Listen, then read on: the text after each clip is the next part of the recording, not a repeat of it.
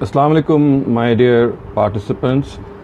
This is the fifth session, I believe, of our Islam study circle, and as has been our convention in these sessions, we will discuss value or a moral, universal moral truth in the first part, and then we'll go on to discuss a common misconception in the next part. So basically, this session has been divided into two, and the first relates to our personality development, and we do try to raise topics which relate to our own character building, and of course that is something that we are all answerable to the Almighty for, and therefore just like we need to increase and enhance our knowledge of Islam, we also need to be equally vigilant and diligent in practicing whatever we are learning.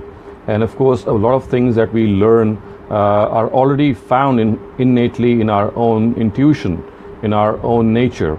So we know what the truth is, we know what righteousness is, and we always like to be people who would be honest, righteous, truthful, sympathetic, compassionate, kind, loving, humble, selfless. So these are the values that all of us cherish, all human beings cherish, and today the value that I've selected, or the universal truth that I've selected, or the personality trait that we'd like to talk about in this session is patience.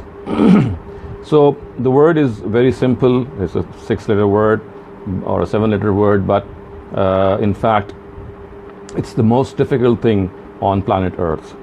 To be patient, to be to look for things which might not be conducive for us, to bear them, to tolerate them. This is something of a very profound task. It's a very, very difficult task for human beings to be patient. But let me tell you that the Quran says that in the hereafter, the greatest reward that we will be given, which of course is paradise, is actually the reward for the patience that we show in this world. And the Quran says, وَجَزَاهُمْ بِمَا صَبَرُوا جَنَّةً وَحَرِيرًا, which means that paradise is actually the reward of their patience which they exercise in this world. See, when we are living in this world, there are so many things which don't go the way we'd like them to go, and we often are perturbed at the circumstances. Often things come our way which really disturb us. There are incidents, there are accidents, people losing their lives, women being raped, young girls become widows, and so many other things that we come across that really makes our hearts shudder, and we tremble with whenever we hear of such news.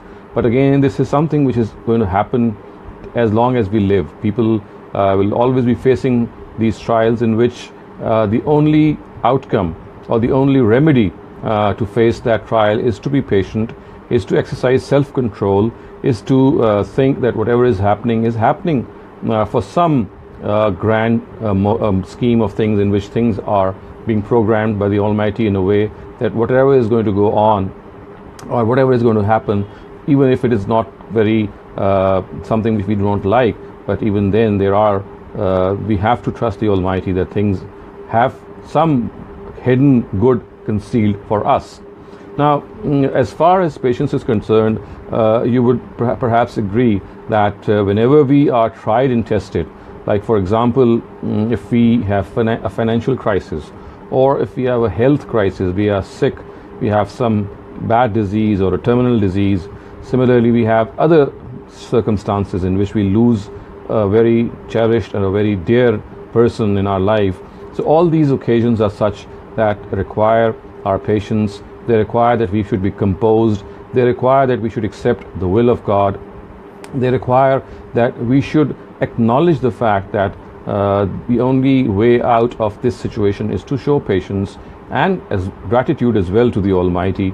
And I think instead of elaborating further on the need for patience, I'll try to perhaps point out a few tips, a few ways in which we can be patient, in which we can exercise patience, or the trait of patience can increase in our own selves. So the first suggestion I'd like to give here is that all of us when we become mature, we know how we react, we know how we behave, we know how things happen around us, and when the crunch time comes, how we get aggravated at times, we get agitated, we get angered. So the first suggestion that I'd like to give is that let us select and let us pinpoint the trigger areas of our surroundings, in which whenever we come across them, we find a pattern that we get enraged, we get annoyed, we get really angry. So the first thing is that each one of us, the way we are leading our lives, we have certain trigger or stimulants that trigger that impatient, the impulse in us, and makes us angry as well and makes us impatient as well. So each of us first needs to work down that what are the trigger points, and then what we need to do is that whenever we come across that trigger point or that stimulant, we have to work in advance. We have to suggest ourselves. This is called auto-suggestion in psychology, that whenever the crunch time comes, whenever those triggers happen, I'm going to be more patient. I'm not going to react as I generally do. So it's like auto-suggesting yourself and talking your way out of that impatient scenario, that impatient area. So for example, the very common point of impatience is that whenever we are on roads, whenever we are driving a car, so we have this phenomena called road rage, in which whenever a person is passing by, or he is violating traffic rules, or he's doing something which is which crosses the limits, we have this angry situation. So there are people who get angry at this situation. Then we have other anger situations. For example, we know that, just to be on a lighter note, that we know how our spouse would behave when such and such an issue arises. We know our spouse's inclinations, we know her or his habits, and so we know that whenever such a situation is going to happen, XYZ, he or she is going to react. So you see, we have to program ourselves that whenever that particular trigger is going to happen, how do we behave at that time? So this is, as I said, a psychological tactic in which, when we plan in advance, when we make this planning in much before that trigger happens, it always helps. So that is the first practical step I would suggest, that let us jot down those trigger points and try to avoid those trigger situations, or if we can't avoid them, then we have to talk to ourselves that whenever that situation is going to arrive, this is how I'm going to behave. So whenever we are prepared, we always tend to take things in a more composed manner. It's like being informed of a person's death in a very gradual way. If we are informed of a near one's departure, in a sudden way, we get very, very perturbed and worried. But if we are prepared for that, for example, if the person is dying and he has a disease which is terminal, our brain and our body does tend to acclimatize.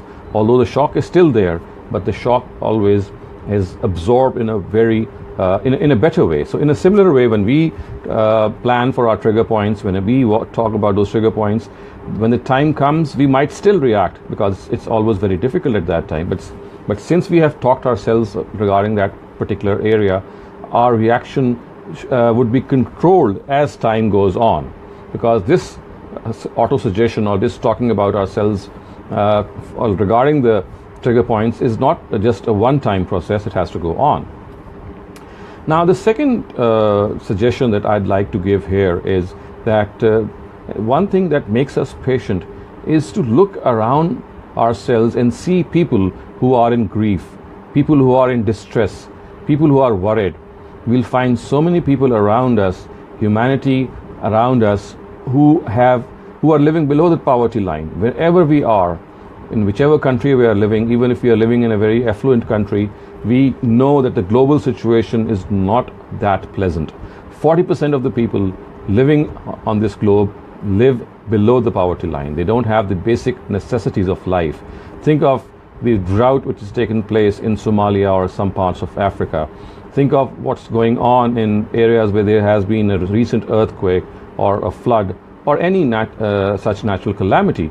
And other than that, we can also see people who are very sick, who are in hospitals, or people who are financially very, very challenged, or mentally challenged or physically challenged. So whenever we see stress, distress, worry, problems around us, and we observe them minutely, we'll come to realize how blessed we are, how much we have, and how much we can cherish. And this is something which inculcates, which incites this substance of patience that is already found in us. We just need to polish it.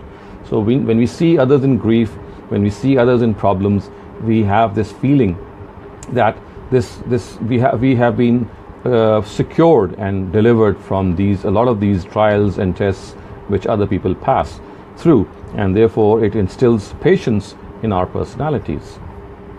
The third practical tip, my dear viewers, that I'd like to give here is that a thing which helps us a lot is that we should prepare for worst case scenarios.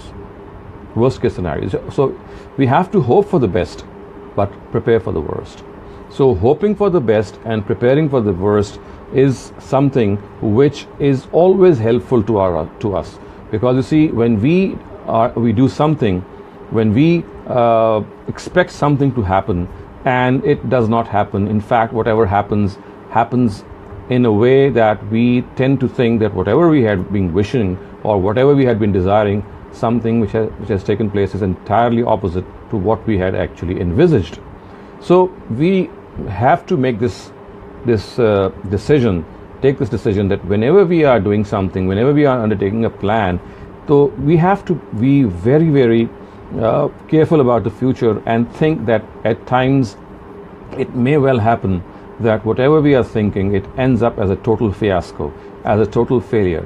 So if we are prepared, we are geared for the worst case scenario, when the ultimate time comes, when the shock comes, or when something unexpected happens and makes us lose our patience, we will be more geared towards combating that situation. So let's, as I said, of course we have to hope for the best. We have to hope that everything that we are trying to do, that we are trying to accomplish, will inshallah happen the way we would like to have it to happen. But as we always know that in the grand scheme of things, at times the Almighty does not let things happen the way we intend them to happen. So we have to be prepared that things might go the other way. They might go entirely the opposite way that we think. So if we are prepared for worst case scenarios, if we are prepared for the fact that whatever we are doing, something very opposite to what we are expecting might happen, this will build our patience when the time comes. Now, the fourth practical step that I'd like to give is that we have to also realize the fact that in the scheme of the Almighty that all of us are passing through when we are living, things always take time to materialize. And they have their own smoothness, they have their own process which they follow and ultimately blossom forth or bear results. So at times we become impatient because results are not happening at the right time, or we are expecting them to happen at a particular time and there is a delay in their happening, and that makes us impatient. So in this particular time, at that particular time, we need to realize that in the grand scheme of things, the Almighty has planned for us, and His planning is much superior to our own planning. At times when He plans for us, He plans in a way that things happen according to His own estimation of time and His own estimation of how events have to materialize. And since this always has some good hidden for our own selves, so therefore we have to be patient. We have to think that in the grand scheme of things, there is a time in which we have to make sure that things have to happen in a way that the Almighty wants them to go through a gradual process. Things don't happen immediately. It's not a push button process. A lot of things have a certain paths which they have to follow. So if we keep suggesting ourselves this, that it's not that whenever we wish something to happen, it's going to happen. Of course we have to try that it does happen the way we would like to, but ultimately it is the grand scheme of things of the Almighty which comes into play, and for which we have to be ready to face any consequences. So the fifth tip, the fifth tip which I would like to give to you is that one thing which really instills patience in us is the ritual of fasting. Of course, there's no need to explain that. Of course, we all of us know that the way we deprive ourselves from thirst, from water, from drinks, and from food, beverages, and other things, and we also do not fulfill our sexual desires when we are fasting. So this is one of the greatest way to inculcate patience in us. And it's not just Ramadan that is meant for this. Of course, Ramadan is going to be here in another 2 months, and inshallah that will be a very big boost for making us patient.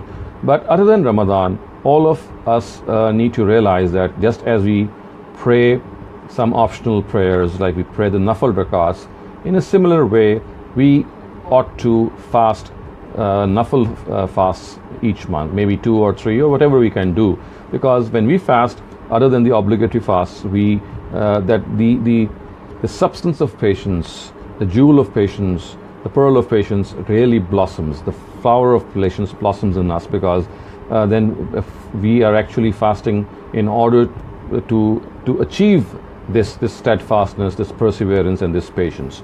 So in a nutshell, I would say that these are the 5 tips that I would like to present before you, just to recount some of these tips. That the first is that we need to assess our trigger points and avoid those trigger points, or if we have to come across those trigger points, then we have to suggest ourselves that we have to combat them and auto-suggest ourselves. The second tip that I suggested was that we have to look around us and see that people who are in more distress, people who are worse off than us, whenever we see such people in grief and sorrow, in worry, this will strengthen ourselves, this will give us patience. The third tip that I gave was that we have to prepare ourselves for worst case scenarios, and this of course is something which will be instrumental, in fact, that when the time comes will be much more composed and patient. Now, the fourth tip that I gave was that we have to understand that things materialize in this world in a gradual way. The Almighty has His own scheme regarding things, and if we get impatient, we are actually getting impatient because we had planned a certain thing according to our own capacity and planning, but the Almighty has a different planning. So we have to submit to the will of God in this capacity and think that a more mightier being and a more expedient person or being is not making things happen the way we would like them to happen for a certain reason. And the fifth and final tip that I gave in this regard was that all of us should try as much as we can to fast some optional fasts, because this is something which there's no need to explain how a fast kept in this situation develops patience and perseverance and steadfastness in our personalities. So these are the 5 tips, my dear viewers, that I'd like to elaborate regarding patience. And may I also say that at times when we are impatient, when we have this lack of patience in us, one of the reasons is that we have a weak relationship with God. Our faith at times is not that strong. And the Quran at one place says, وَمَا صَبْرُكَ إِلَّا بِاللَّهِ. You can only achieve patience, you can only acquire patience through the help of God. Unless you have a strong relationship with the Almighty, unless you have a strong faith in Him, unless you have a deep relationship with Him, it will be difficult for you to show patience. Because you see, in all these 5 tips that I had just delineated before you, we have to understand that there is a superior person, a superior being over us who is managing the affairs of this universe, and we have to trust Him that whatever He is doing for our own good, and He's our greatest well-wisher. So the Quran says, وَمَا صَبْرُكَ إِلَّا بِاللَّهِ, that the sabr or patience, perseverance cannot be acquired, cannot be obtained unless we do it through God. And what does that mean? That means that we have to have a strong relationship with the Almighty. And how can we have that strong relationship? Of course, by reading His book, not only through its translation, but also by reflecting on it, by trying to change ourselves in accordance with what the book says, by communicating the message of the book to other people, by of course becoming good individuals, because the book of God, if anything that it stresses the most, is to become people who have a high moral conduct, who have personalities about which people can get inspired from. So if the last point that I'm making here is that besides those 5 tips that I have given, which of course are practical suggestions, don't forget that all those practical suggestions are given in this background, that we have to have a very strong bond with the Almighty. We have to think that He is our creator. We have to think that He is our well-wisher. We have to think that He is not against us, or even if He is at times not fulfilling our prayers or du'as, it's not because He is angry with us, not always like that, but at times He wants things to happen in a certain way which is beneficial for our own selves. Of course, there are several details that can be cited. The whole Quran, of course, has a lot of material to offer with regard to this patience exercise that we are all trying to do today. And I'm not going to go into more details, but I'm just going to refer you to the famous incident of Musa and Khidr, which is mentioned in Surah Kahf, in which Khidr alayhi salam tries to teach Moses the art of patience through certain incidents that happen in his life. So maybe we can discuss them some other time, but for the moment, as I said, this is our lesson that we need to learn.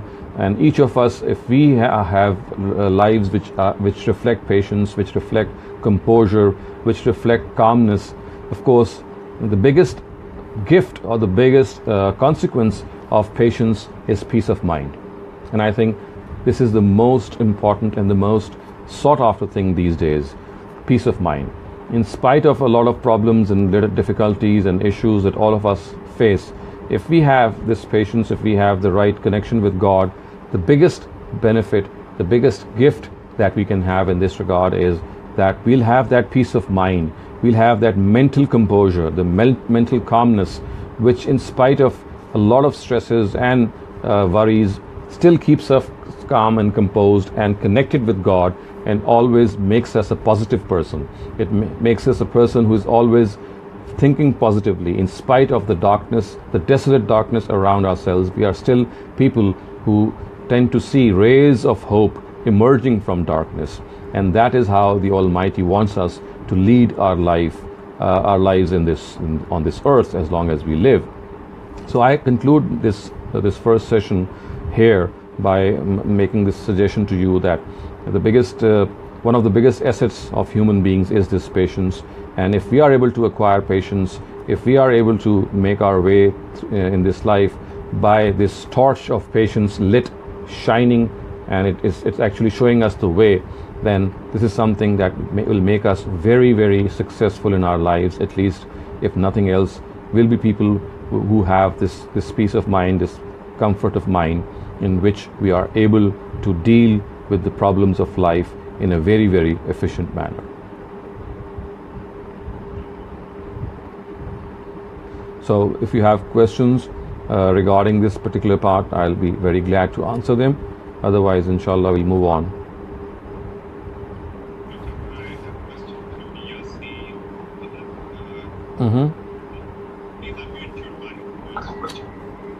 Assalamu alaikum. Wanted to ask that if you are going through an illness which does not have a cure and it's an ongoing thing, and when your family or your friends ask you about how you're feeling, and if you talk to them about the challenges you're facing because of that illness, is that against gratitude and patience? And my other question I wanted to disclose, I received that selflessness evaluation sheet. However, it does not tell you how to score. Like it does gives you the questions and the multiple answers, but I don't see anywhere how you arrive at where you stand. Right. So I'll answer the second one first. I'll send this solution to Shukaib Saab, who is the administrator of this class, and he'll email that solution to you. What you're going to do is that you're just going to check the MCQs that you have done, that the answer that you have clicked on, each answer that you have clicked on has a value.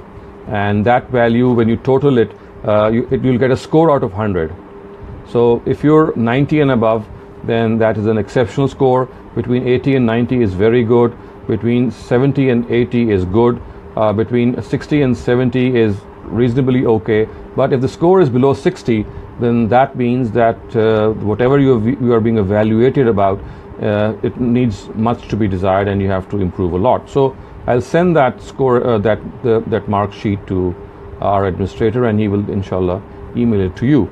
Now, as far as the first question is concerned, in which you said that if you talk about an illness which might be terminal in nature, which might be very exacting, might be very tough, then of course, if your attitude is that you're talking about talking to your friends or to your relatives not as a complaint to the Almighty, but as a means to earn their help, to assist, earn their assistance, or just to talk out your problem with them, then this in no way can be regarded as impatience or ingratitude to the Almighty, because that would be when you actually start complaining to the Almighty, or you start making you are grumbling before the Almighty, and that is something which that has to be so that we need to understand this, that if you're talking to your relative, that you said, in case of such a situation, it's the style and the manner in which you're talking that counts. If it is in the form of a complaint or a grumble, then of course that's not something that we should do. And let me also present before you here the uswa, or the example of the Prophet Yaqub or Jacob, who's mentioned in the Quran.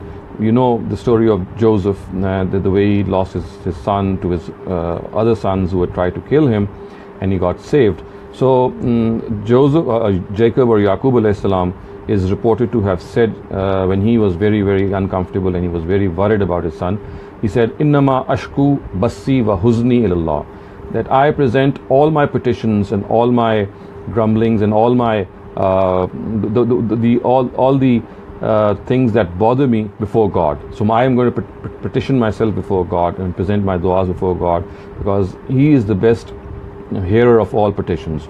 So apart from that, of course, that is something which is which always is going to be helpful, but it's not at all wrong if you share your griefs and worries with your friends, unless it is in a form which, as I said, is in the form of a complaint.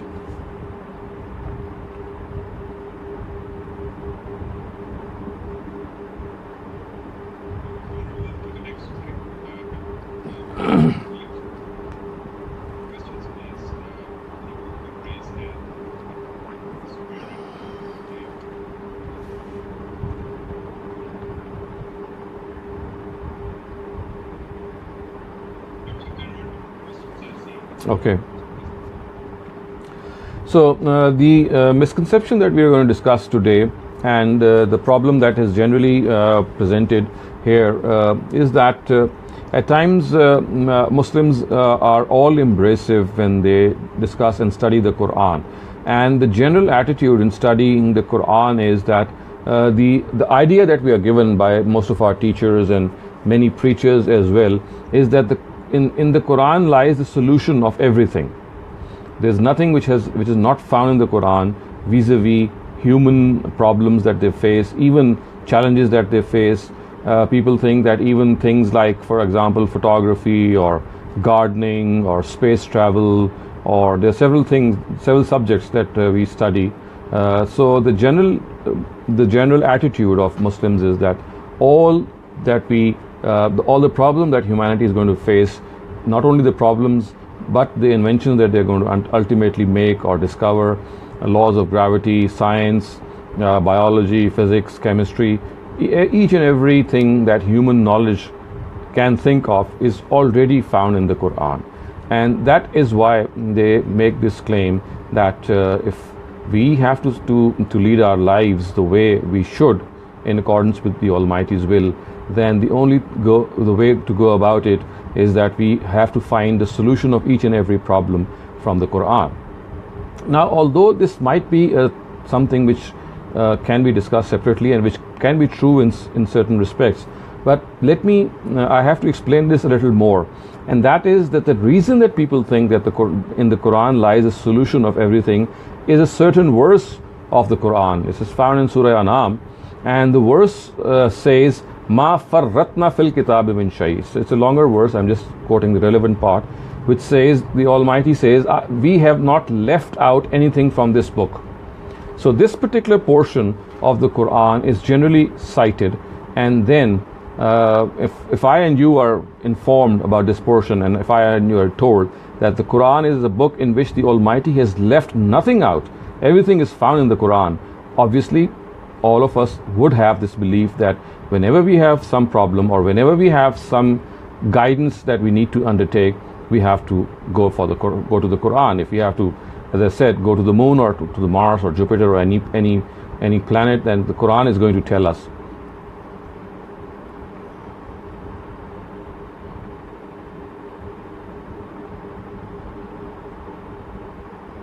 So this is something which needs to be understood. Whenever we study the Quran, whenever we discuss the Quran, we have to interpret the Quran in context.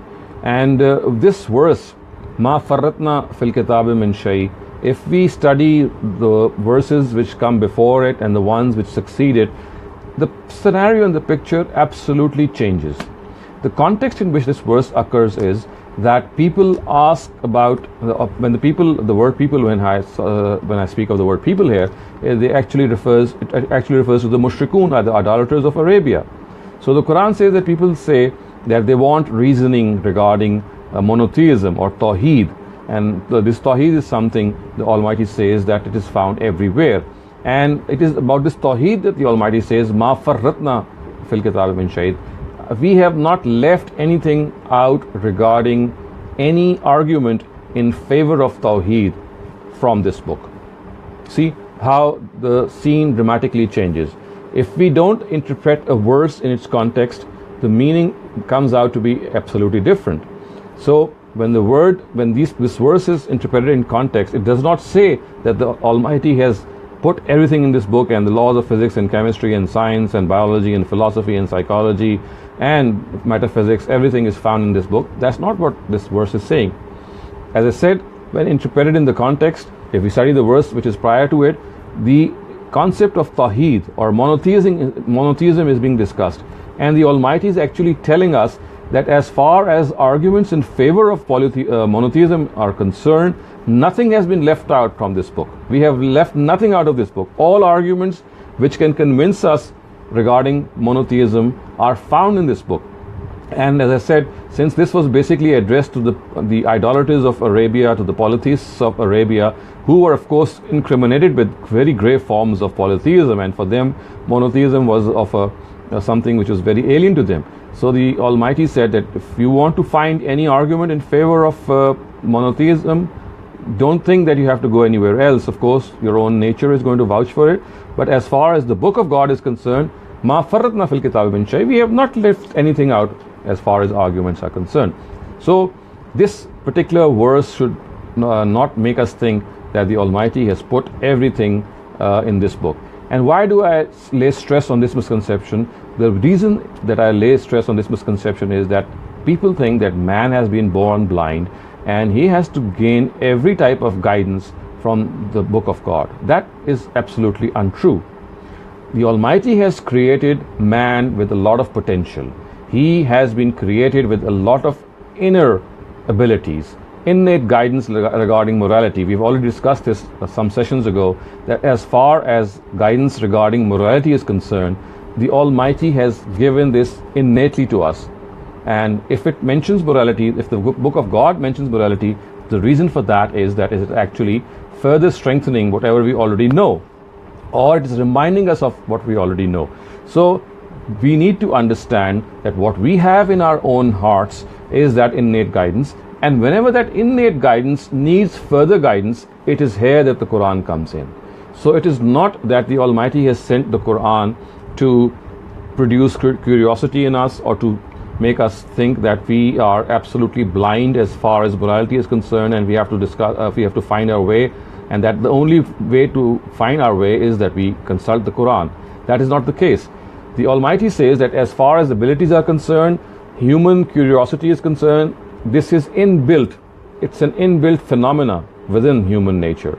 And as far as morality is concerned, that is also inbuilt. All of us know what right and wrong is.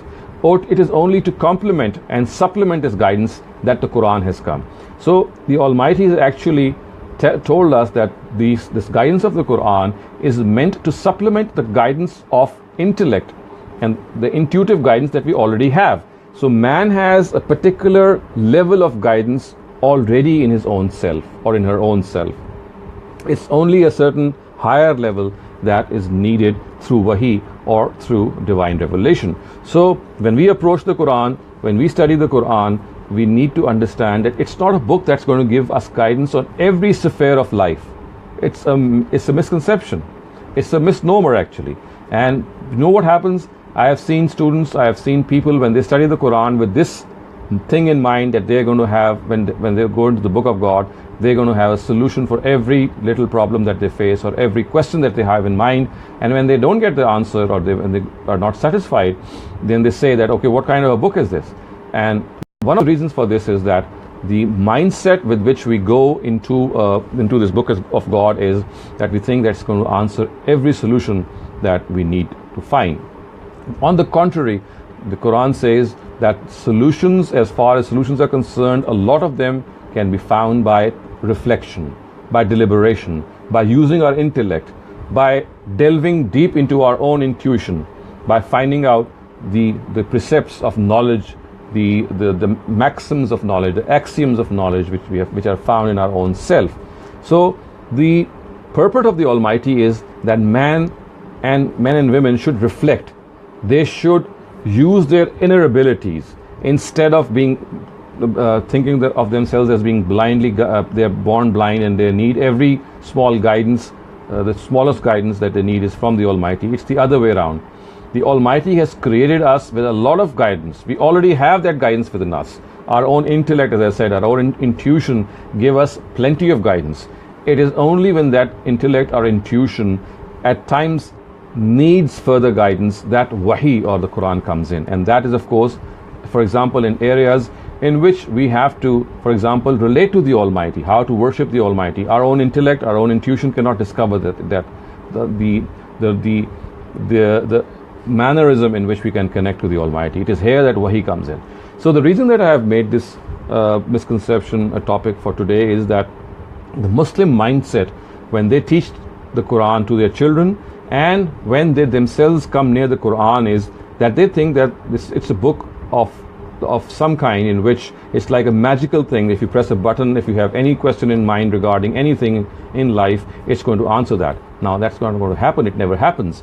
The Quran is a guidance basically on moral issues. It's a guidance on certain issues in which our own intellect is not able to decide the final way, and it's also a guidance regarding our relationship with the Almighty. So there are certain areas of guidance in which our intellect is liable to falter. It's going to make error, that the Almighty supplements our intellect with wahi or with divine revelation. And unless we have this in mind, unless we have this approach in mind, we'll be we'll be doing downright injustice to the book of God when we teach our children, when we teach, or whenever we get the chance to speak about the book of God with non-Muslims or people who are around us.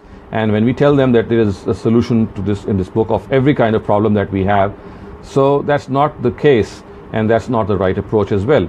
So it sort of makes us frustrated and disappointed when we approach the book of God with this background and with this mindset. We have to understand that the Almighty has created man with a lot of abilities, with a lot of potential, with a lot of traits which they have to actually polish themselves. They have to make themselves, but through hard work, through deliberation and reflection, worthy of certain things, for example, inventions and discoveries, and a lot of problems that they can solve.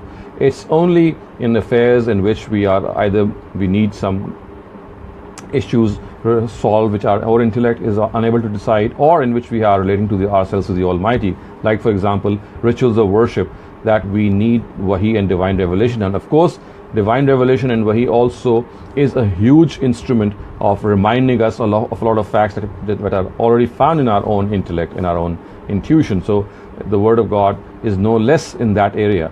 But let me mention this fact that the Quran is not a book of physics or chemistry or geography or history or biology, although at times certain issues relating to biology and physics and chemistry do find mention. But this should not lead us to make this decision or make this conclusion that the Quran is a book of science or a book of history or a book of biology. No, it's not. It's none of these. It's a book in which the Almighty tells us that what's going to happen once we die.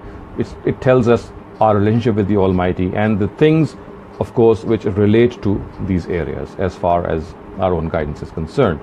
So this was the misconception that I wanted to discuss today, and I come to an end to that misconception. And now, of course, if you have any questions vis-a-vis this misconception of this topic, I'll be very glad to answer them.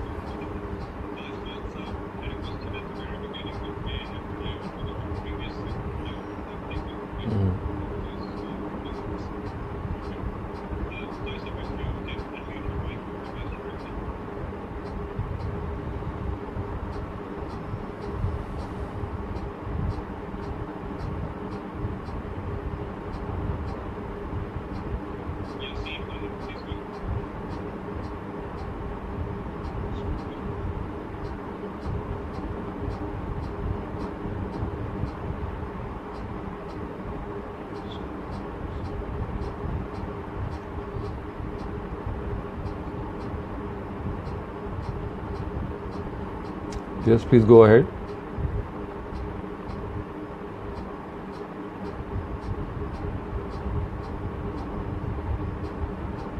Yes, I can hear you.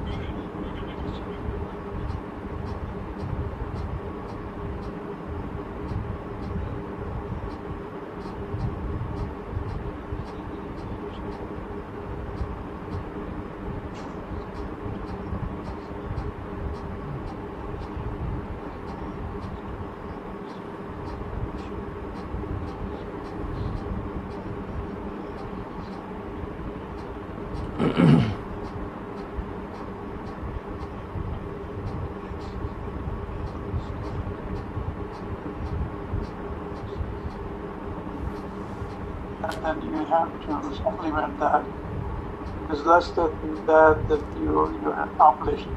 And my understanding was that this zakat part, the 2.5%, has to go to those 7 categories that are mentioned in the Quran.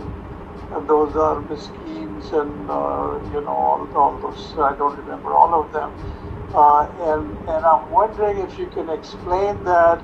How can we allocate the zakat total, that 2.5%, the 10%, and the 20%, and how can we aggregate those, and what areas can we spend that collection on?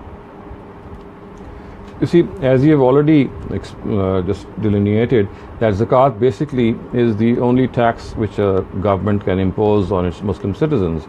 So even if you're living in the US or any other area in which you are giving taxes which are meant for public welfare, then since zakat is imposed for the same reason, so you can consider your zakat to be paid if your tax liability is over and above your zakat liability. For example, if you calculate your zakat and it comes out to be, say, $1,000, and you have paid, let's say, $5,000 already in taxes, then you do not need to pay zakat at all, because the government itself is going to take care of the needs of the miskin and the people who are needy. Because as a welfare state, whenever you give taxes to your government, besides other areas, it also takes care of people who are in need. So it's not that you need to worry about giving to people, because once you're paying it to the government, it is the government's responsibility to reach out towards these segments or these 7 or 8 heads which are mentioned in the Quran. So they are primarily a guidance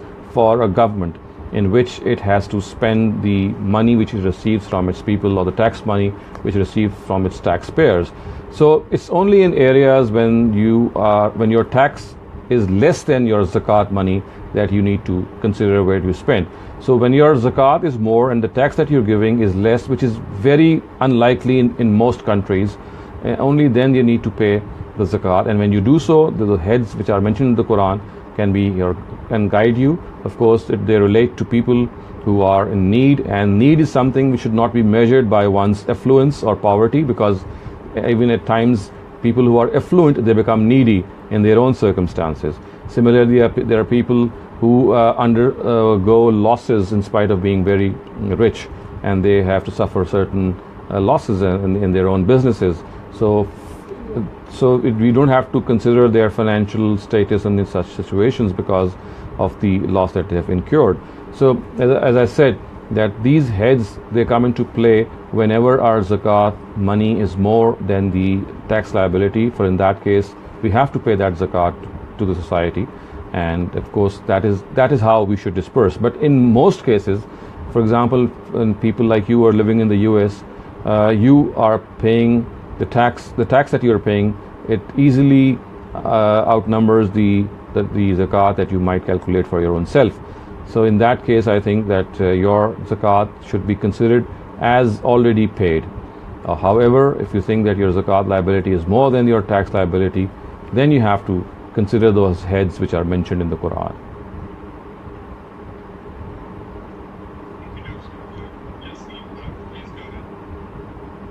Okay, thank you. My question is related kind of to your topic.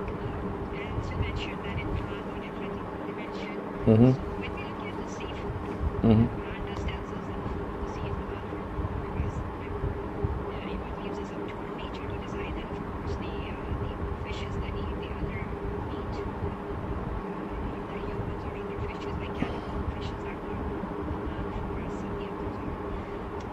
But when it comes to the smaller creatures like prawns, squids, mussels, the scallops, these are very commonly here in our I personally would like them, read them, but it's really hard to make kids understand if they should or shouldn't eat it. And tell them, like, I don't think we should eat this, these smaller creature. They might lie, because you have it in the Quran. So if you can just help me somehow, tell me some guidance in this area. And my other question is, all copies of the Quran that we have, and we're not using, like, how can we dispose that? Because, I mean, in Pakistan, when we throw it in the water or whatever, which I think fair to the sea creatures, but still, in North America, we don't have the option. And is it if I put an old copy, which is not usable, in the recycling paper that's collected by the city, would that be okay, or should we find some other way of disposing it off? Okay, so as far as your first question is concerned, it relates to seafood or guidance regarding seafood from the Quran. So let me clear this misconception, which is very common, and people at times don't consult the Quran, and verses at times are quoted without their context, as I just mentioned in an example earlier on. This concept of seafood, when you say "Uhilla lakum saydul bahr," which is the verse which says that seafood is halal, whatever seafood you say. If you look at that verse up, you'll find that it is mentioning seafood vis-a-vis people who are wearing ihram. It's not for all of us. So I would request you to please reread that verse, and you'll find out that it has nothing to do with any guidance regarding seafood for all of us. It gives us guidance for people who are in ihram, and they are being told that if they are in ihram, they should not go for hunting or for seafood, because it is against the restriction of ihram. So first, let me clarify that the Quran does not mention anything at all about seafood. The verse which is generally quoted, that all seafood is halal or allowed, as I said, relates to the ihram restrictions. I just request you to read that verse, and you'll find out that it has an entirely different perspective. And the second thing is that the guidance which the Quran has given already is guidance in which our intellect is given that basic turn on the basis of which we can analyze other things. The Quran, if we study the Quran, we'll come to know that carnivores or beasts, savage beasts, animals which are savage beasts and carnivores which who tear apart their prey, they are the ones which are prohibited.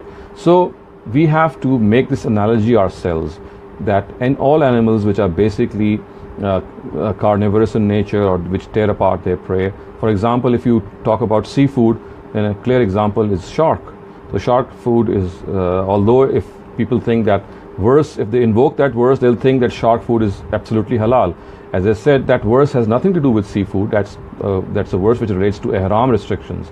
So as far as shark food is concerned, we'll find out that every type of fish which has this carnivorous nature, which pounces upon its prey and kills it, is like its example is like that of a land animal, like a lion or any other beast which tears apart its prey. So by analogy, we should not eat that. Now, as far as smaller fish are concerned, like squids or the like, then let your children make this decision themselves. Just give them this basic guidance that all fish or all seafood which pounce upon their prey and which are savage in their nature and which they are beasts in their nature, they pounce upon their prey and they tear apart that prey, only that type of seafood is prohibited.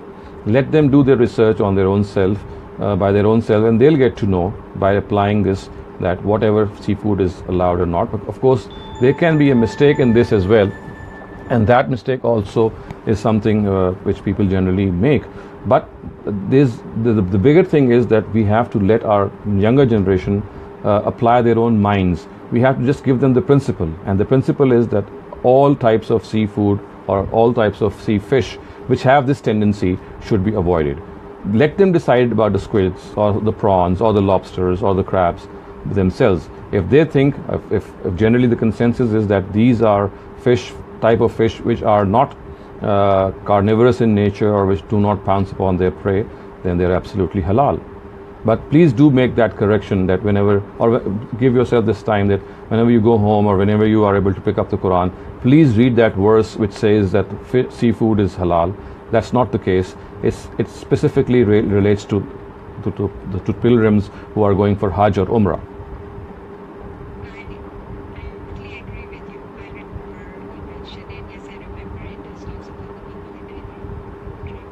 Right.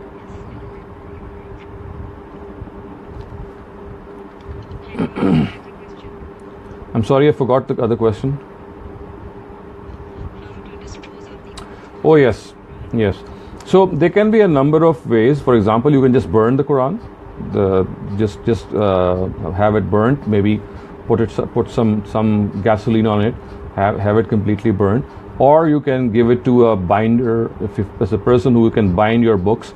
Or you can give it to your local Islamic center, to some mosque, and tell them that they can use the pages, because at times those pages can be used as parts and made a whole by combining other parts, so they can make use of it. But if you don't have that option, if you don't have an Islamic center nearby, if you don't have a mosque nearby, and you also would not like to have them put in some river or some canal, then the best way is just to burn those pieces of paper.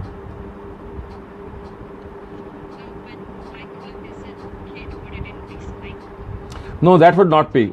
I think that should not be the case, because when you recycle something, you're obviously, at times that recycling is not as efficient as it should be, and it leaves parts of verses still being imprinted. So I think that instead of having it recycled, it's better to either dispose it off or burn it, or, as I said, give it to some Islamic center.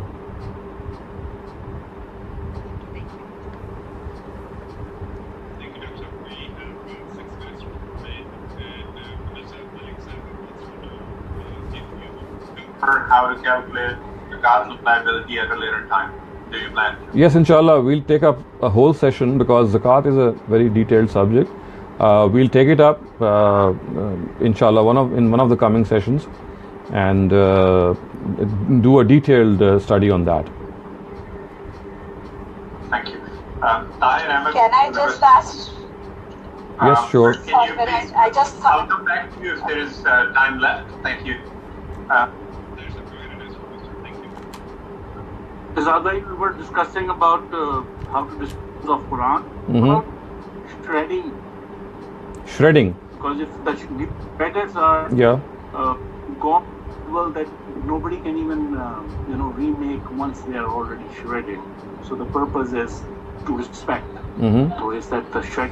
And what would you do with the material which is shredded?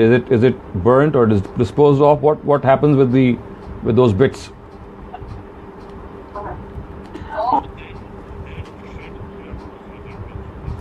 That goes in. So that's not.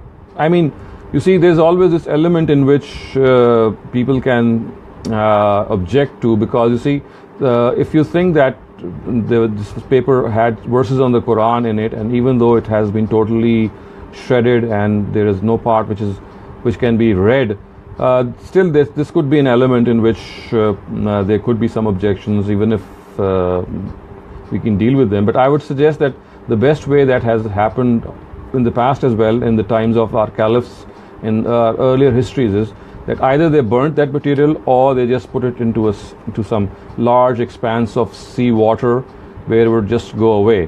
So if I would say that those two classical methods can be adopted, you can give it to some mosque, but I'm not very sure about that shredding part. I suppose that if you totally shred it and there's nothing at all visible, then perhaps that can be do. But as a precaution, I would say that perhaps if it could be avoided, it should be avoided.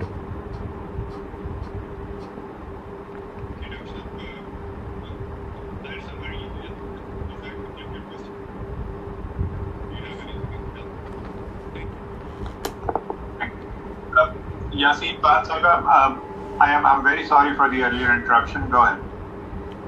Well, that's okay. I just thought because we had time, I can ask a question. But I'm sorry, I just butted in. I just wanted. What I do is, as people have raised hands, so I put them in the same order. So that's fine. Thank you. Okay. I just wanted to know that I've heard Ramdi Sah's lectures where he said that, in the mandatory salah, the parts of the salah that are mandatory, that you have to read a surah after Surah Fatiha. Now, my understanding is that normally for the third and the fourth even when we go to the mosque and in the Jamaats, the Imam only reads the Surah Fatiha. And even at home when we are reading the third and the fourth rakah, we only read Surah Fatiha, especially in the Fard prayers. But when we are doing Nafil prayers, we've been told to read the part of the surah in all four rakahs. So I want to understand, why do we differentiate between how we read Nafil and how we read the Fard? And if it is required to read the surah after Surah Fatiha, why don't we do it for the third and the fourth rakah? So in the opinion of Ramadi Saab, this is basically a question which is open to debate, and the reason in why people differ is because no explicit guidance is available on it. People have just estimated the time the Prophet took when he was silent in the third and fourth rakat, and people thought that at times, because he was quick in that in those third and fourth rakat, they thought that he is just praying the Surah Fatiha, and that's how they concluded that. So we do not have any explicit guidance regarding the third and fourth rakat, whether the Prophet prayed some surah of the Quran after Fatiha or not. But in all probability, we can say he did. And the distinction that people have made between Nafil and Farz in this regard absolutely has no basis, because the third and fourth rakat, whether it's of Fard or of Nafil or Sunnah, they are all of the same category. They're all the same. So we cannot differentiate. And as I said, the reason that this difference exists is that we do not have an explicit guidance what did the Prophet read in the third and fourth zakat, because as you know, the third and the fourth zakat are silent, and one can never know unless someone asks this question that what he was reading, and it perhaps transpired that no person asked this question from the Prophet. And so therefore ulama, our scholars, have done ijtihad. Some of them say that we have to read something, to read a surah of the Quran with Fatiha. Others say that since the Prophet was very quick in the third and fourth rakat, he perhaps only read the Fatiha, and therefore we should not read any surah with the Surah Fatiha. But as far as I am concerned, and the research that we have done, that the third and fourth rakat are something in which we have this leverage, that either we can pray just Surah Fatiha, or at other instances we can add surahs as well.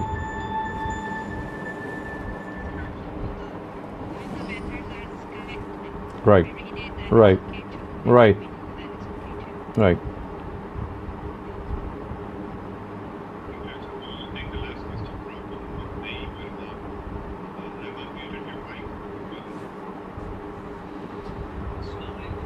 Walaikum.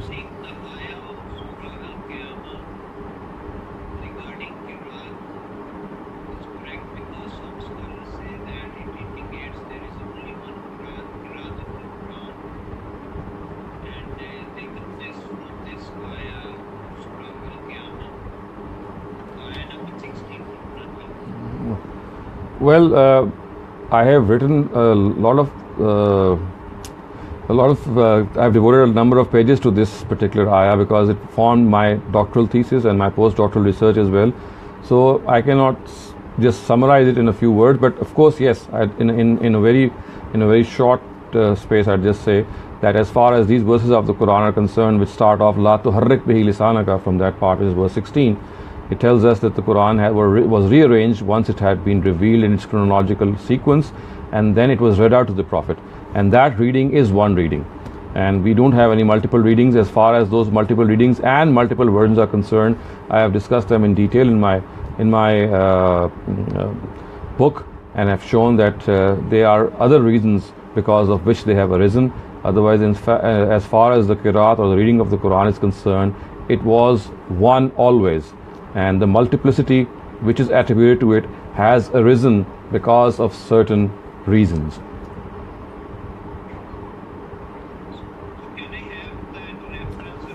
Yeah, I think Shukaib Sahib will give you the reference, because that book, the part of the book which is still to be published, although the book is yet to be published, but the part which formed my doctoral thesis has this portion of this verse, and you'll find it. I think it's available at our website. Shukaib Sahib will guide you for that.